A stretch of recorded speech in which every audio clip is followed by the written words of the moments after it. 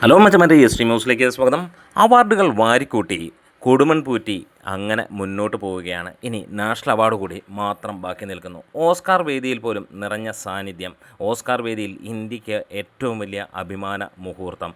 ഈ ഒരു നൂറ്റാണ്ടിലെ ഏറ്റവും മികച്ച ഒരു സിനിമയായി തന്നെ കൊടുമൺ പൂറ്റിയും മമ്മൂട്ടിയും അവതരിപ്പിക്കുന്നു ഭ്രമയുഗം എന്ന ചിത്രം. ഫിലിം ഫെയർ അവാർഡ് ഇന്നലെ പുറത്തു വന്നിരുന്നു. അതായത് സൗത്ത് ഇന്ത്യയിലെ ആ ഒരു ഫിലിം ഫെയർ അവാർഡിൽ 2026 ലിസ്റ്റ് ഓഫ് വിന്നേഴ്സ് വന്നിരിക്കുന്നു. ഇതിനകത്തിൽ തന്നെ നമുക്ക് എടുത്തു പറയാം, ഏവരും പ്രതീക്ഷിച്ച പോലെ തന്നെ 70ാമത്തെ ഈ ഒരു ഫിലിം ഫെയർ അവാർഡിൽ മികച്ച നടനായി മലയാളത്തിൽ നിന്ന് വന്നത് മമ്മൂട്ടി തന്നെയാണ്. അത് ഒരു സംശയവും ഉണ്ടായിരുന്നില്ല. ഈ ഒരു യൂത്ത് വിങ്ങുമായിട്ട് മത്സരിക്കാൻ എല്ലാ കാലത്തും ഒരേ ഒരു നടൻ മമ്മൂട്ടി മാത്രമാണ്. മികച്ച സിനിമയായി മഞ്ഞുമൽ ബോയ്സ് തിരഞ്ഞെടുത്തപ്പോൾ മികച്ച ഡയറക്ടറായി രാഹുൽ സദാശിവൻ ഭ്രമയുഗത്തിലൂടെ എത്തുകയുണ്ടായിരുന്നു. എന്താണേലും ഒരു കാര്യം ഉറപ്പിക്കാം, മമ്മൂട്ടിക്കൊപ്പം ഒട്ടും താഴെയല്ല എന്ന് മമ്മൂട്ടി തന്നെ പ്രഖ്യാപിച്ചുകൊണ്ട് പൃഥ്വിരാജും ആസിഫ് അലിയും എല്ലാം ബെസ്റ്റ് ആക്ടർ ക്രിറ്റിക്സിലേക്ക് എത്തുന്നു എന്നുള്ളതാണ്. ഒരുപാട് കയ്യടികൾ നേടി ആ ഒരു കാര്യത്തിലൂടെ. മികച്ച best actor in leading role female ഉർവശിയാണ് ഉള്ളൊഴുക്കിലൂടെ നേടിയെടുത്തത്. അങ്ങനെ മികച്ച രീതിയിലേക്ക് പോകുമ്പോൾ അവിടെ തമിഴിലേക്ക് നമുക്ക് കാണാൻ കഴിയുന്നു. അമരൻ എന്ന ചിത്രത്തിലൂടെ ബെസ്റ്റ് ആക്ടറായി എത്തിയിരിക്കുന്നത് ശിവകാർത്തികേയൻ തന്നെയാണ്. അവിടെ നിന്ന് പിന്നെയും മുന്നോട്ട് നമ്മൾ പോവുകയാണെങ്കിൽ തെലുങ്കിൽ നമുക്ക് കാണാൻ കഴിയുന്നു ലീഡിംഗ് റോളിൽ മികച്ച നടനായി എത്തിയിരിക്കുന്നത് 7ാം തവണയും മികച്ച നടനായി എത്തിയിരിക്കുന്നു അല്ലു അർജുൻ എന്നുള്ളതാണ്. പുഷ്പ 2 ഡയറക്ടർ സുകുമാർ തന്നെയാണ് ബെസ്റ്റ് ഡയറക്ടറായിട്ടും വന്നിരിക്കുന്നത്.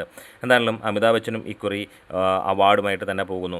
എന്തായാലും ഒരു കാര്യം ഇവിടെ ഉറപ്പിക്കുകയാണ്, ഇന്ന് മലയാള സിനിമയിൽ മാത്രമല്ല ഇന്ത്യൻ സിനിമയിലും ഏറ്റവും ഉറ്റുനോക്കിയിരുന്ന കൊടുമൺ പോറ്റിയെ തന്നെയാണ് മമ്മൂട്ടി എന്ന ആ ഒരു വ്യക്തിയെ അതിലാരും കാണാൻ ഇല്ല എന്നുള്ളതാണ്. അത് നോർത്ത് ഇന്ത്യ എടുത്താലും സൗത്ത് ഇന്ത്യ എടുത്താലും എല്ലായിടത്തും കൊടുമൺ പോറ്റിക്കാണ് അവാർഡ് കൊടുത്തതെന്നാണ് അറിയാൻ കഴിയുന്നത്, അല്ലാതെ മമ്മൂട്ടിക്ക് കിട്ടിയതായിട്ടല്ല.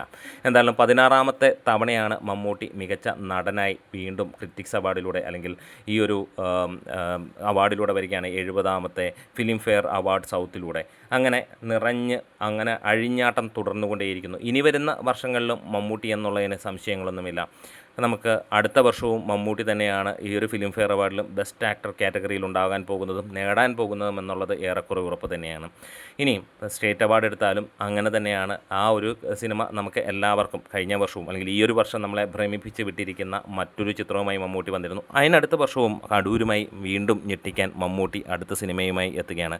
കളങ്കാവലിലൂടെ ഇനിയും മമ്മൂട്ടി അവാർഡുകൾ നേടുമെന്നുള്ളതിനും സംശയമില്ല. എല്ലാവരും ഉറ്റുനോക്കുന്നത് നാഷണൽ അവാർഡിലേക്ക് തന്നെയാണ്. പ്രത്യേകിച്ച് ഇന്ന് വലിയ വിലയൊന്നും ആളുകൾ കൊടുക്കുന്നില്ലെങ്കിൽ പോലും അവാർഡുകൾ അത് തീർച്ചയായും അഭിനയിക്കുന്ന ആളിന് തന്നെ കൊടുക്കണം. മികച്ച രീതിയിൽ പ്രകടനം കാഴ്ചവെക്കുന്ന ആൾക്ക് കൊടുക്കണം. പലപ്പോഴും ചിലരൊക്കെ വന്നിട്ട് കമൻസിലൂടെ പറയുന്നു, മമ്മൂട്ടിയും മോഹൻലാലുമൊക്കെ ഇത്ര നാളായില്ലേ, ഇനി യൂത്തിന് മാറിക്കൊടുക്കണം. എന്തിന് മാറിക്കൊടുക്കണം? മമ്മൂട്ടിക്കും മോഹൻലാലിനും ഒരു സമയമുണ്ടായിരുന്നു, ആ ടൈമിൽ ഒരു സീനിയർ താരങ്ങളും മാറിക്കൊടുത്തിരുന്നില്ല. പിന്നെ കഴിവ് എന്ന് പറയുന്നത് ഏജ് നോക്കിയല്ല. അവർ അമ്മാതിരി കഴിവിലൂടെ പോകുന്നുണ്ടെങ്കിൽ അവരെ കവർ ചെയ്യാൻ ആളുകളില്ല എന്നുള്ളതിൻ്റെ തെളിവാണ് ഇന്ന് യൂത്തിന് മാറിക്കൊടുക്കണമെന്ന് പറയുന്ന മനോഭാവവും.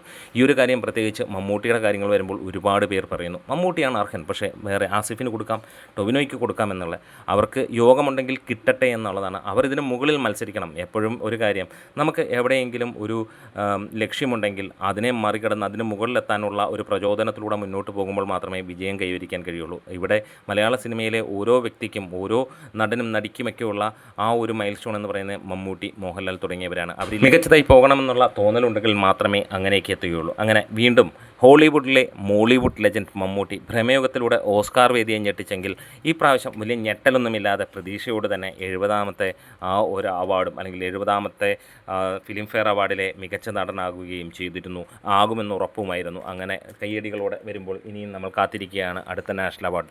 ചതികളും തിരിമറികളും നടന്നില്ലെങ്കിൽ അതിലും ഇക്കുറി മമ്മൂട്ടി തന്നെയായിരിക്കും. കാരണം അത് അർഹിക്കുന്ന കൈകളിലേക്ക് എത്തേണ്ടത് ആവശ്യം തന്നെയാണ്. നമ്മുടെ വീഡിയോസ് ഇഷ്ടമായെങ്കിൽ ഒന്ന് സപ്പോർട്ട് ചെയ്ത് തരാം. Thank you bros.